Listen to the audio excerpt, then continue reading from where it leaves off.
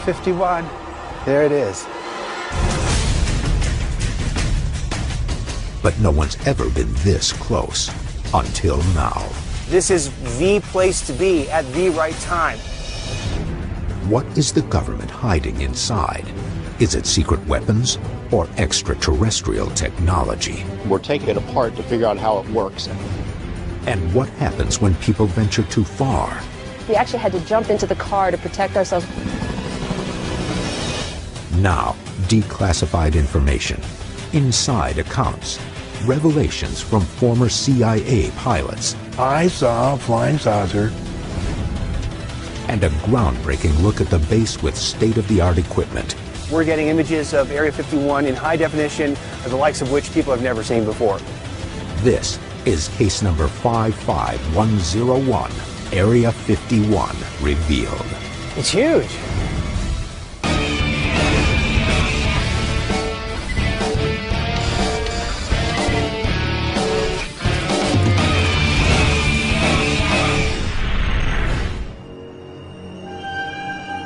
October 2008.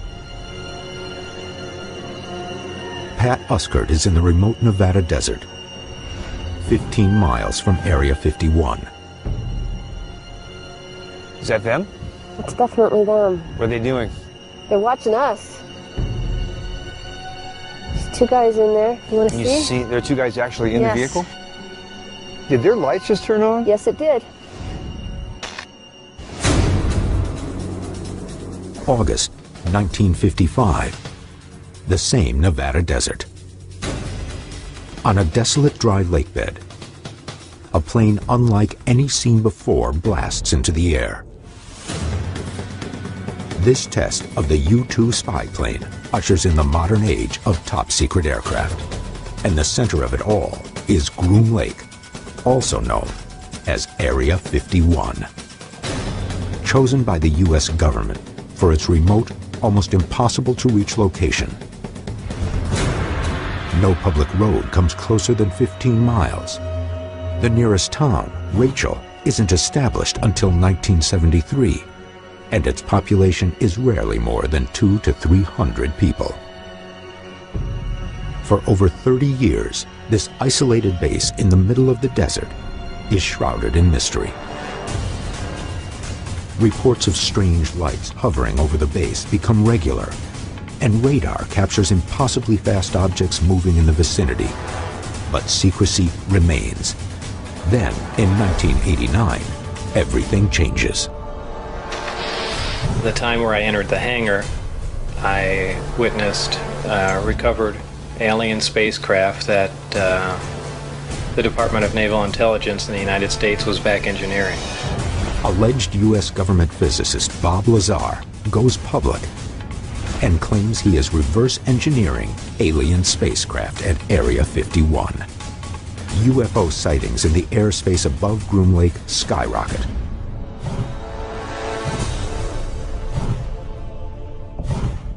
But the base remains closed off.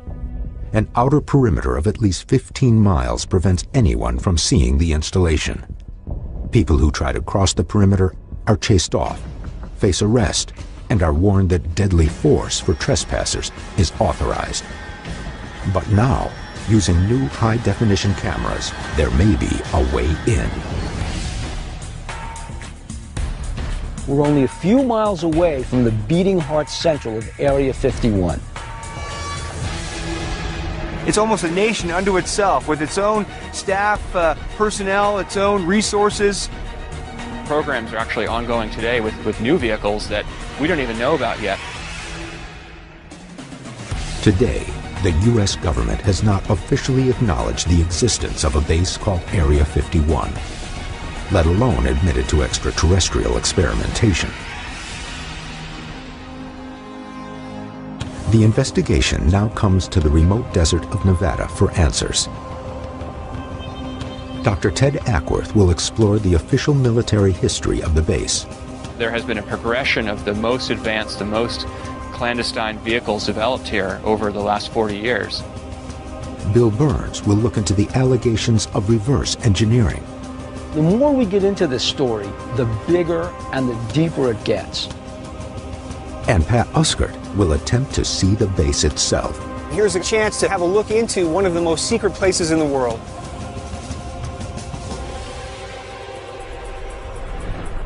Area 51 gets its name from 1950s era maps. They show the Nevada test site complex divided into a grid with a different number assigned for each separate quadrant.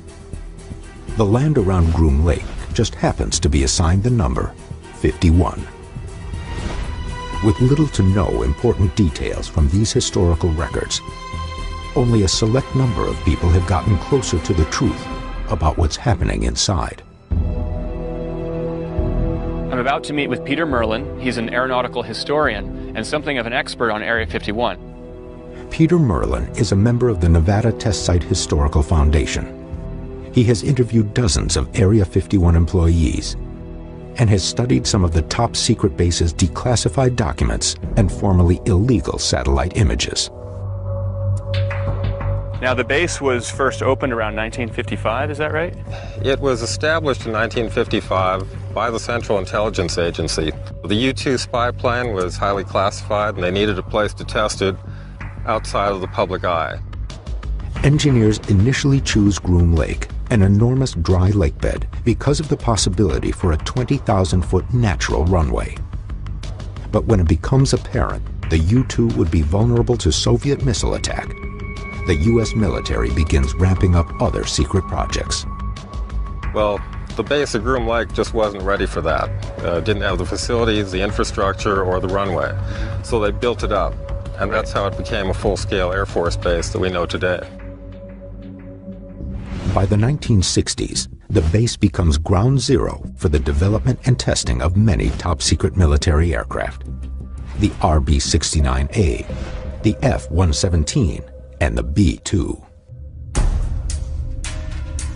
What do you think they're working on in Area 51 now? We're going to probably see a lot more testing of unmanned vehicles now because there's been a big push in the Air Force in that direction. But seeing a test in this highly restricted area is almost unheard of. Yet this is precisely what Pat is about to attempt.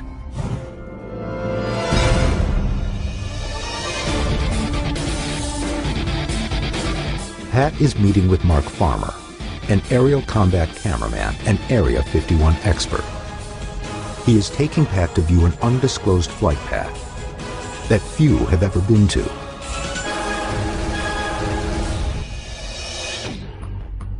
We're about 20 miles to the north of Area 51. This whole place is contaminated with plutonium. They had done a weapons dispersal test where they blew up a nuclear weapon. So are we in a plutonium-enriched area right now? There's plutonium around. Okay, great. According to Farmer, many years have passed since the last weapons test. But this area has become a prime location for something else: observing flight tests. I hear something right now. Sounds like we got something coming in. In the distance, an F-15 moves through the skies over Area 51.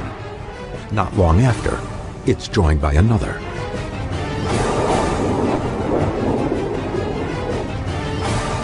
The military may have been alerted to the investigation's presence. Do you think we are being watched? And certainly electronically surveilled. An unknown number of sensors that collect visual and audio data are scattered all across this area of the desert. How would they be monitoring us? School of techniques called electronic support measures, which basically are sucking up just electromagnetic emanations. And we have wireless microphones on right now. We have cell phones, we have walkie-talkies. We've been blasting out all sorts of stuff, so it's very easy for them to pick up.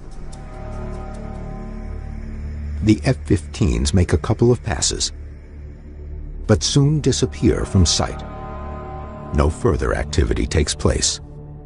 With the base most likely aware of their presence, Mark and Pat realize they're not going to see any further flights.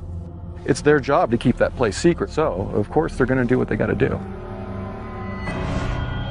No one knows this better than Bob Lazar, who after years of ridicule drops out of the public eye. But the man who originally broke the story, George Knapp, is still pursuing the facts. Knapp currently works for KLAS-TV, the CBS affiliate in Las Vegas, Nevada. George Knapp broke the Bob Lazar story. George Knapp broke the Area 51 story. In Knapp's report from November 1989, Lazar claims to be reverse engineering extraterrestrial flying saucers at a place called S4 in the Area 51 complex. But proof of Lazar's employment at S4 and at Los Alamos National Laboratory, where he reportedly worked prior to Area 51, seems to disappear. He claims his identity is being erased, and many dismiss him as a fraud. But Knapp finds something shocking in the Los Alamos lab records. We called the lab. They said, no, he wasn't here. We don't have any record of him. And then we found the lab phone book with his name in it. I called him back. I said, well, there it is. Ah, well, we still don't have any records. Was the government trying to hide that Lazar had ever been working at Area 51? So then I got the newspaper article, Los Alamos Monitor. There he is on the front page, and a picture of him with his jet car, and it lists him as a physicist. I went back to the lab. Nah, we don't have anything for him. And I know he was there, not only because of the phone book and the newspaper article, but because I've interviewed 4 or 5 people who worked with him there who said he was there working on classified projects. With strong proof that Lazar worked at Los Alamos, Knapp believes there's credence to his claims. But one of the most bizarre is yet to come. Lazar also divulged to Knapp that while working at Area 51, he came into contact with a powerful alien energy source he called Element 115. He speculated that it came from some other planet or some other solar system, and we're taking it apart to figure out how it works. Lazar claims Element 115 is used to power flying saucers. The key for me was always, did he work at Los Alamos lab? Because if he wasn't working there in a classified position in scientific and technical job capabilities, then it's at least conceivable he could have worked at a place called Area 51. Do you believe Bob Lazar's story? I do. Now, a former CIA pilot is about to confirm Lazar's story and steps forward with a shocking sighting of his own. Just a few minutes ago, we saw one of the government extraterrestrial UFOs. In 1989, alleged government physicist Bob Lazar tells the world he's been reverse engineering extraterrestrial flying saucers at Area 51. Lazar also claims the flying saucers he worked on are powered by a strange alien energy source called Element 115. But the secrecy surrounding the base keeps anyone from verifying these claims. Stories of elite security forces keeping the curious away begin to surface. And Pat is about to see just how intimidating these defenses really are. I'm about to meet with author Susan Wright, who wrote a book about Area 51. Now, she had a very scary experience just outside the perimeter of Area 51. Pat and Susan are driving 125 miles north from Las Vegas. They're now at the intersection of Highway 375 and a dirt road that leads directly into the base at Groom Lake. So what road are we on? This is the Groom Lake Road, and this actually goes to the front entrance of Area 51. The last time Susan was at the perimeter was in 1997. It was an experience she won't soon forget. The military really controls this area, and they try to be very intimidating to scare people away. So what did you experience? Well, when we went down this road, we went all the way to the border of Area 51, and we saw the camo dudes. Camo Dudes is the nickname given to Area 51 roving security guards who wear camouflaged uniforms. They were blocking the road so we couldn't get in any further. And we pulled back to the next series of buttes. We got out of the car, and a helicopter just rose out of nowhere. It was like no sound, no warning. Just suddenly the helicopter was, boom, right there in front of us. Like how close? Like 40 feet away. We actually had to jump into the car to protect ourselves. It's very frightening, it's very intimidating, and obviously that's what they meant to do. They wanted to scare us away from the area. Why would a military base be engaging in scare tactics towards curious civilians? The answer could lie in what they're testing. As Susan and Pat continue driving toward Area 51, Bill is uncovering new information about the purported function of Element 115 from a man who Bob Lazar confided in. His name is John Lear. John's father invented the Learjet. John himself is an accomplished pilot. He worked for the CIA, he had a very high security clearance. Lear retired with more than 19,000 hours of flight time. He holds the most FAA airman certificates ever earned by a single pilot. But his entire life changed when he developed a close personal friendship with Bob Lazar back in the late 1980s. According to Lear, Lazar used to take him on late-night excursions to the outskirts of Area 51 to watch flying saucer tests. You saw a flying saucer at Area 51. No doubt about it. I saw a flying saucer. It was radiating yellow and gold. Bob Lazar told me when it was going to be there, and it was there. In never-before-seen home video from March 22, 1989, John Lear is shown here on the perimeter of Area 51, also referred to as Groom Lake. The voice of the man holding the camera is Bob Lazar. We're standing just about 8 miles due east of Groom Lake, Nevada, the super government secret test site.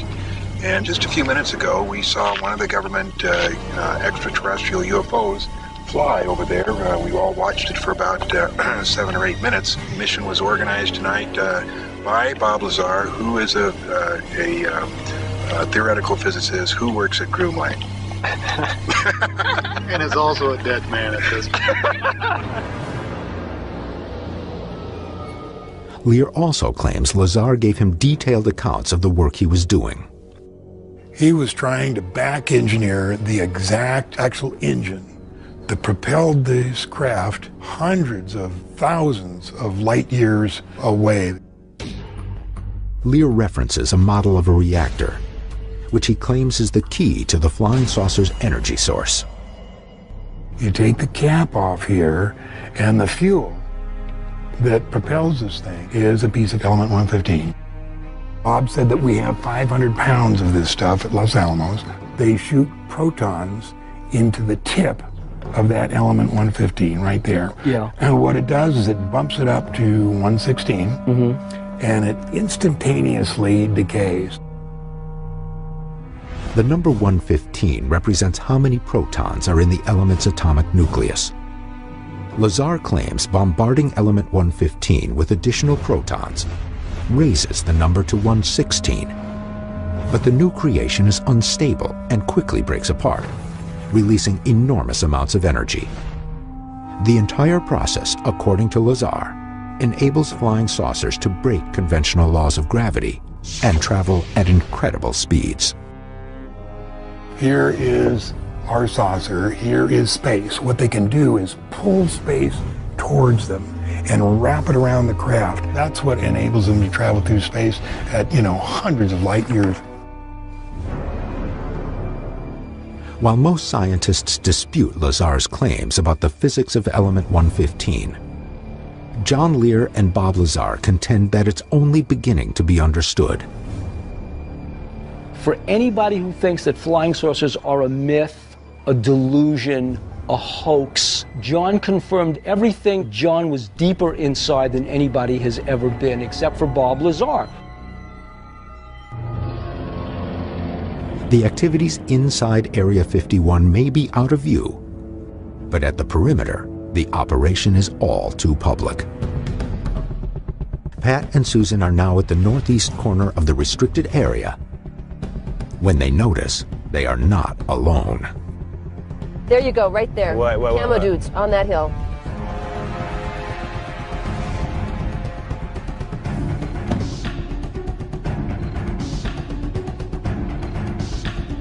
Is that them? It's definitely them. What are they doing?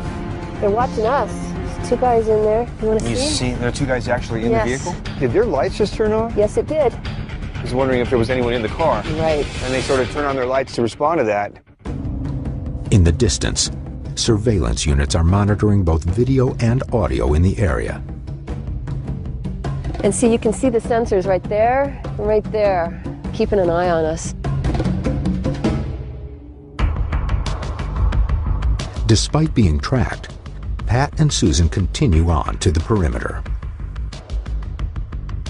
You can see there's a new sign they've put over the old one. The old signs had, violators will be shot, which Really? was a little intense. Wow. And so now they've got these signs. Well, what's this one say? Warning, U.S. Air Force installation. It is unlawful to enter this area without permission of the installation commander. All personnel and the property under their control are subject to search. Wow.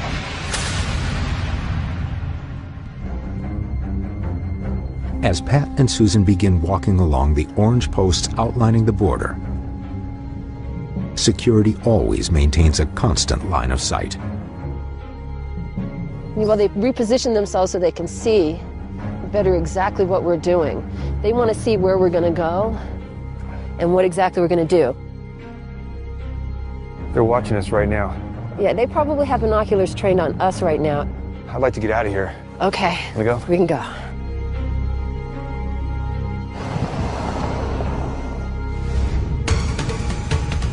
After seeing the tight security up close, Pat tackles a new vantage point.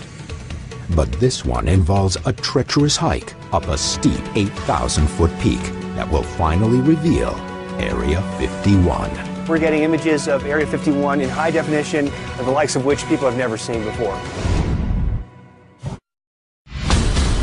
For years, the secrets of Area 51 have mystified UFO and military researchers alike.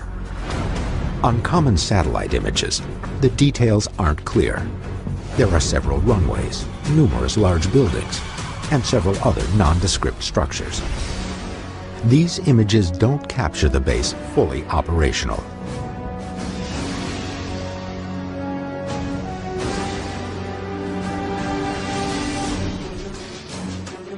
"22 miles off-road from the nearest town, Pat is meeting with experienced Area 51 guide Glenn Campbell, and the two will hike up to a vantage point named Tickaboo Peak. From the top, they'll be able to see the base with their own eyes. We're about to set up our day camp because we're here a little early. The sun is still out, and we want to do this hike at night. We want to be there at sunrise. That's the prime time to see Area 51 in the morning when the sun is coming up. While Pat and Glenn Campbell set up a base camp for the night, 20 miles away, Dr. Ted Ackworth is surveying the skies over Groom Lake. Midway between the Nevada towns of Rachel and Alamo sits a stretch of road where UFOs are frequently reported in the airspace above Area 51. These actual images from over the clandestine base were captured here by amateur videographers. To put this to the test, we've actually contracted with a surveillance company out of Las Vegas, Southwest Surveillance. They're bringing in 3 high-resolution video cameras, which we will orient towards Area 51 and see if we capture anything on tape. The 3 cameras are set up 100 feet apart and will continuously record a panoramic portion of the skies above Area 51 for the next 3 days. If there's any strange aerial activity over the base, day or night, these cameras will capture it. As nightfall comes, Pat and Glenn Campbell are preparing for the long hike to the top of Tickaboo Peak. Tickaboo Peak is 26 miles away from Area 51 and is the only current location to legally view the base.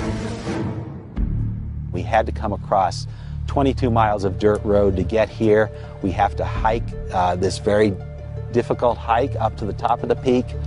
So it's not something that people are going to do every day.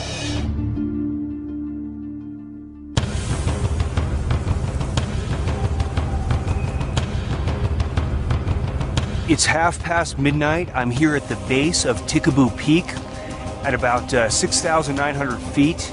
The air is very dry, and I'm already feeling the altitude a little bit. Though the hike is only a mile in distance, it requires a 1,000-foot ascent over steep and treacherous terrain. Pat and Glenn must often crawl on their hands and knees through scree, a combination of loose rock and dirt. We've been hiking for a while now. The incline is steep at a certain point, so this is not easy. For those who are attempting this, you have to be an experienced climber. This is not for beginners. You could easily fall to your death here.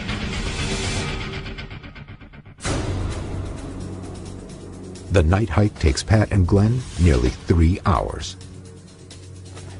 Are we almost there? We're just about there, over the next ridge here. As they cross the ridge, the most elusive base in the world comes into view. You wanted Area 51. There it is.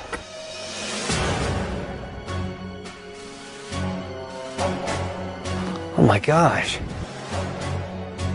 It's huge.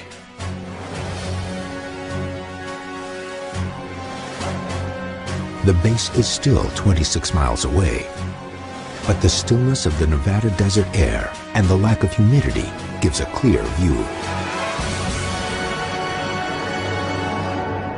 As the sun comes up, we'll begin to see more detail, but each of those lights generally corresponds to a hangar. It's a pretty spread out area. The base itself is several miles long. Now, what exactly is 7 miles long? The lights we're looking at there, or well, it all depends upon how you measure it. The actual block of land that we know of as Area 51 is about 10 miles by 6 miles. So that block isn't terribly big, but it's surrounded by all this buffer of military land. So it's really a vast area. This whole military complex is about the size of the state of Connecticut and the state of Rhode Island combined. So it's huge. As the sun begins to rise, these close-up, high-definition views of the most secret base in U.S. history are a television first.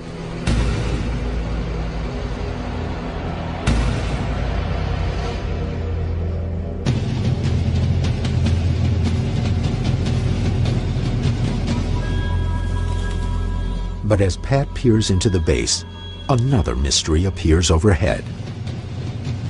Unmarked jets. These flights are rumored to transport workers into Area 51, and their jobs at Area 51 are unknown. I see a plane coming in. Does it have that red stripe down the side? It looks like it. White with a red stripe down the windows. That's the one. It's bringing the workers in. The workers all come up from Las Vegas and fly on those 737 jets. It's like a scheduled airline. They come in on a regular basis. This early in the morning, they're going to be coming in every half hour.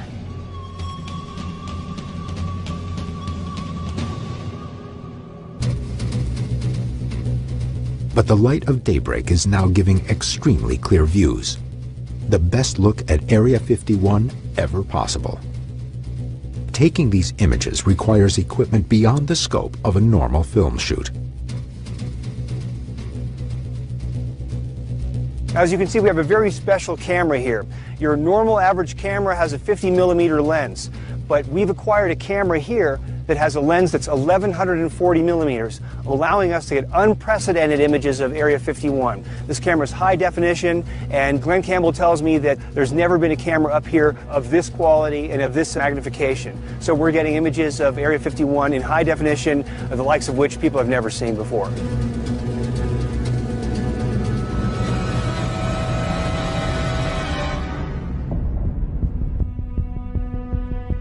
The camera reveals a giant runway and a string of buildings that make up the bulk of Area 51.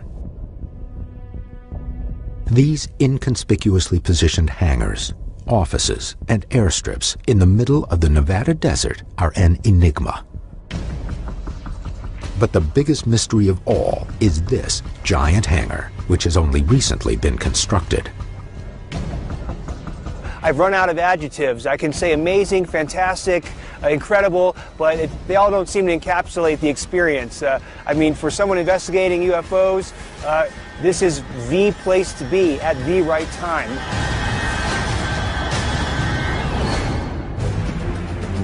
What is happening inside the massive hangar, clearly visible from the top of Tikaboo Peak? The most current satellite imagery of the base reveals the cutting-edge possibilities. And this big one is really unusual.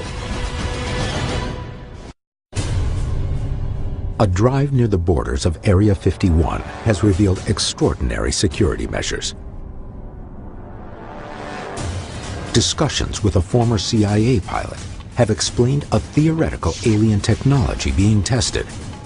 And now, a trek to the only legal vantage point of Area 51 has brought back astounding high-definition images of a giant hangar that have raised more questions about what's happening inside.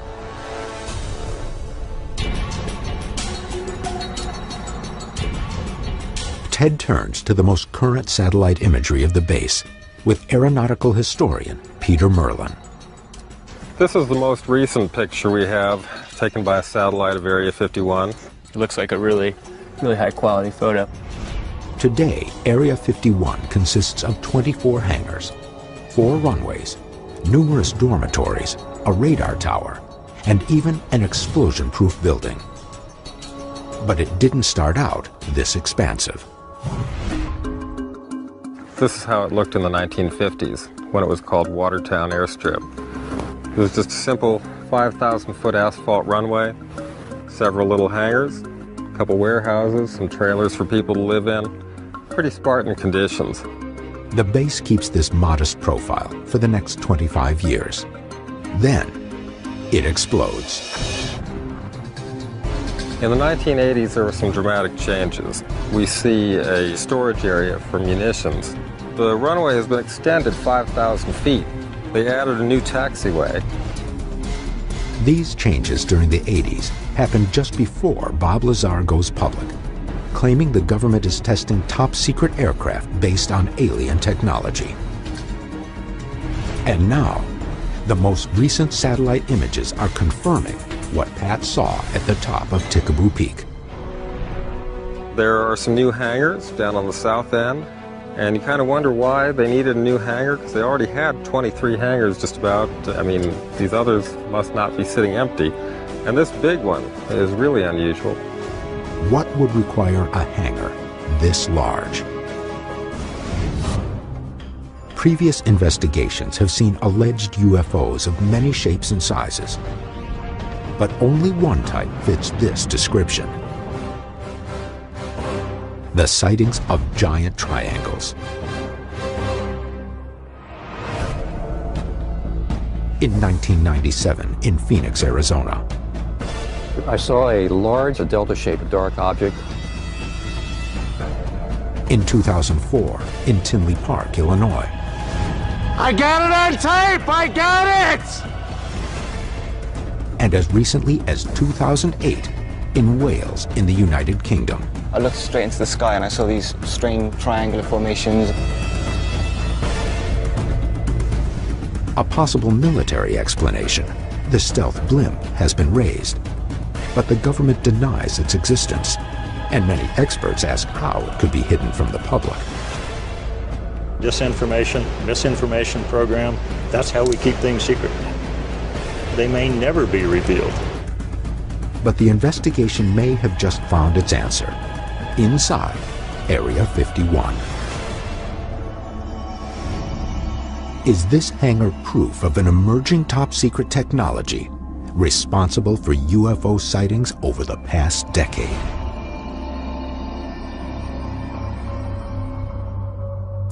The only way to get this answer is to speak with Area 51 employees. As Glenn Campbell pointed out at the top of Tikaboo Peak, most Area 51 employees are transported to the base in white unmarked airplanes, bearing a red stripe down the side. Research by Campbell and others has revealed they are called Janet flights, and they depart daily from McCarran International Airport in Las Vegas. Pat and Glenn are attempting to track these anonymous Janet flights from the ground, while Bill and Mark Farmer are observing the Janet flights from the 18th floor of the Tropicana Hotel, one of the only locations in Las Vegas that provides an actual view of the Janet flight terminal. Mark is going to track the numbers of the flights that we think are Janet flights. Then we're going to run them on the FAA database and see who owns these planes. Circling the perimeter of McCarran International Airport, Pat and Glenn search for a line of sight. Now, what does Janet actually stand for? There's various acronyms. It could be Joint Army Navy Transport is one possible acronym, but no one knows for sure what Janet means. It's just a call sign. These actual tower tapes from McCarran Airport confirm the use of the Janet call sign. Las Vegas, approach Janet 721. Approach Janet 210-15. So these are the same jets we saw from Tikaboo Peak. The same ones. They left Las Vegas 20 minutes before, and then they're up at Area 51. So this is their daily commute. We're seeing the planes take off here, they land in Area 51. Every secret base has to have some connections to the outside world, and this is a major connection right here. Back in the hotel, Bill and Mark are tracking departing Janet flights and noting each plane's tail number. Okay, the one that's loading right now is November 5177 Charlie. Running Janet flight tail numbers on the Federal Aviation Administration's flight database website confirms the government's investment in the airline. 6662 Bravo Alpha. It is registered to the United States government. So what's going on here? You were just driving around the airport and you looked over there, you wouldn't think anything of this facility. If you look a little closer, you see the barbed wire, you see the guard shack, you see that there's no markings on the building. It's hiding in plain sight is what it is.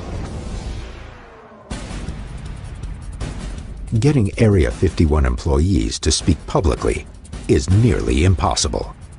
But Bill Burns has managed to track one down. The time we were out there, we were non-existent. The 1980s drew intense public scrutiny to Area 51, which physicist Bob Lazar claimed was reverse engineering alien technology for advanced military capabilities. Lazar has fallen out of the public eye in recent years and rarely speaks about his experiences. But new looks at the base have revealed the potential for something massive in development.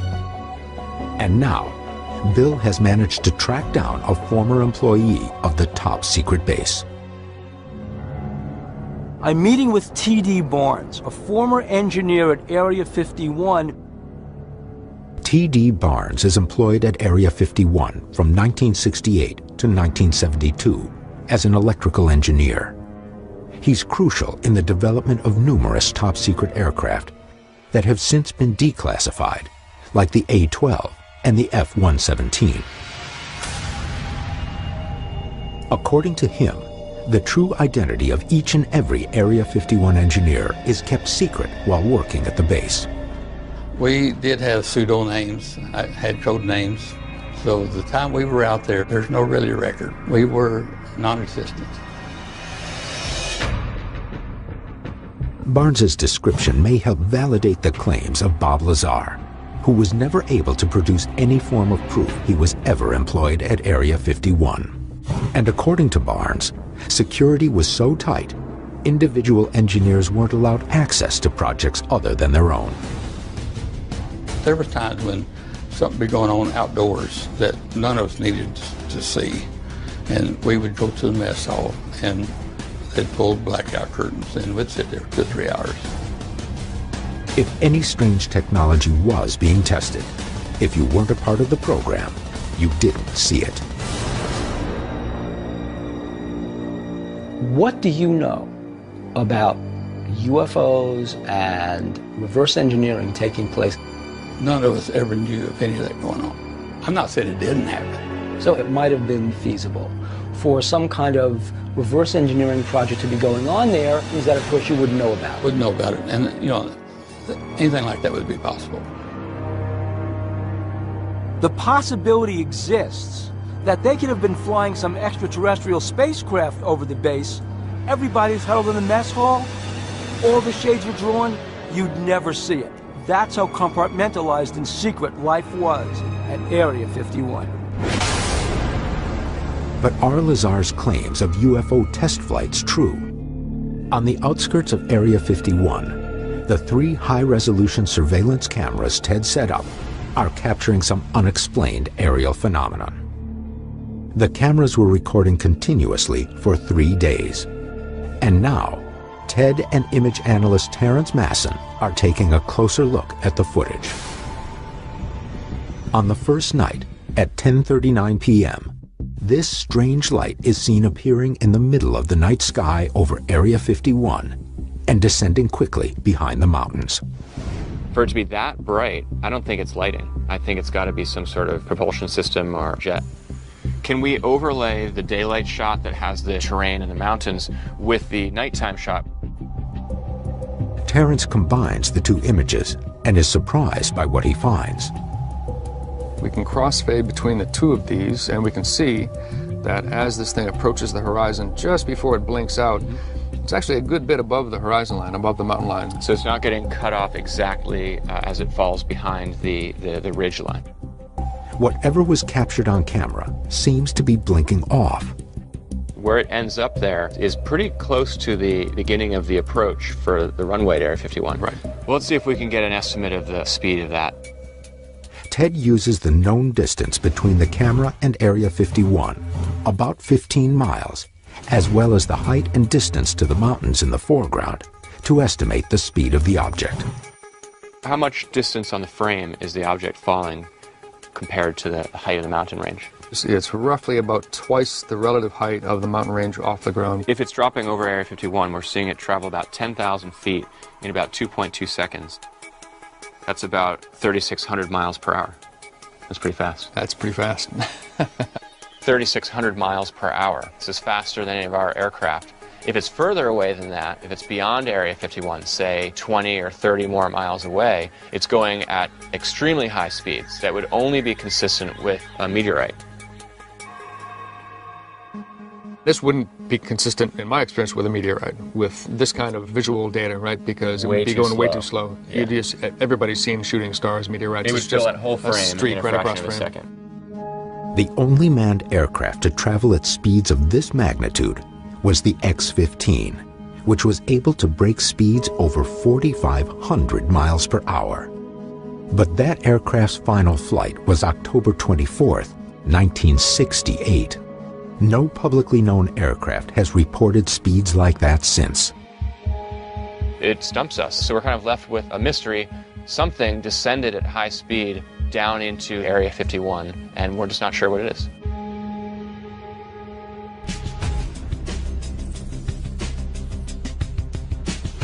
We've driven around this place, we've tried to look inside. What we have here is ultimate secrecy.